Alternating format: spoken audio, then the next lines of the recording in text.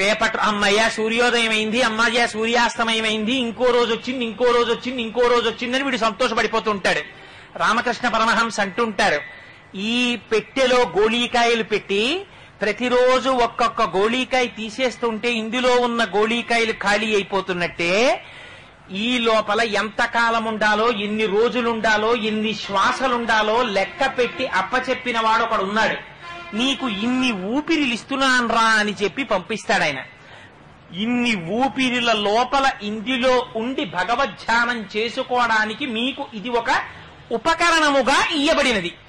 ఇయ్యబడినటువంటి ఉపకరణమును దుర్వినియోగము చేసి దీన్ని కాని సక్రమంగా వినియోగించుకోలేదా, ఆ తర్వాత ఇందులోంచి ఒక్కసారి ఆ ఊపిరిలు ఎవరు లెక్క పెడతారు? మనతో ఉన్న వాళ్ళు ఎవ్వరూ లెక్క పెట్టరు. లోపల కూర్చున్న వాడికి ఒక్కడికే తెలుసు, వాడొక్కడే లెక్క పెడుతుంటాడు. ఇన్నైపోయాయి, ఇన్నైపోయాయి, ఇన్నైపోయాయని. వాడికి తెలుసు ఎన్ని ఊపిర్ల తర్వాత అయిపోతోందో లెక్క. ఖచ్చితంగా అన్నో ఊపిరి అయిపోగానే వాడు నిర్దాక్షిణ్యంగా సింహాసనం నుంచి దిగిపోయి ఉత్తరీయం పైన వేసుకుని బయటికి వెళ్ళిపోతాడు. వాడు వెళ్ళిపోయాడా, వాడి వెనకాతల జీవుడు వెళ్ళిపోతాడు.